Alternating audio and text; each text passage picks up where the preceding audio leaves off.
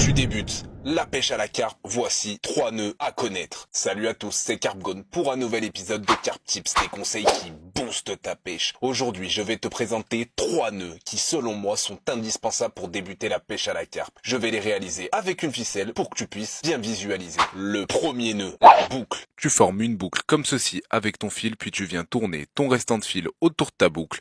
Tu passes l'extrémité de cette dernière dans le trou, comme ce que tu vois à l'image.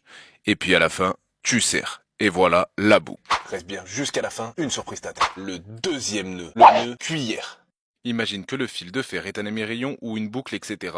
Tu passes ton fil à l'intérieur, puis avec l'extrémité la plus courte, tu viens faire des spires autour de l'extrémité la plus longue. Je te conseille 7 tours. Veille bien à laisser un espace proche de l'émerillon. Une fois les spires finis, passe ton fil dans le trou laissé, puis tu repasses dans le trou formé comme ceci et tu serres.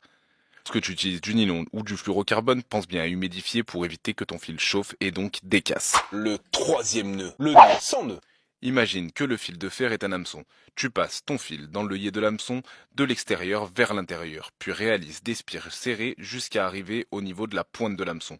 Ensuite, tu repasses ton fil dans l'œillet de l'hameçon, toujours de l'extérieur vers l'intérieur, et tu serres.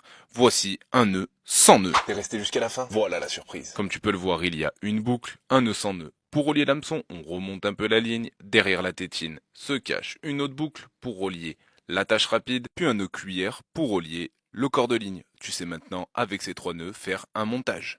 D'autres vidéos arrivent, pense à t'abonner pour en rater aucune bouillette.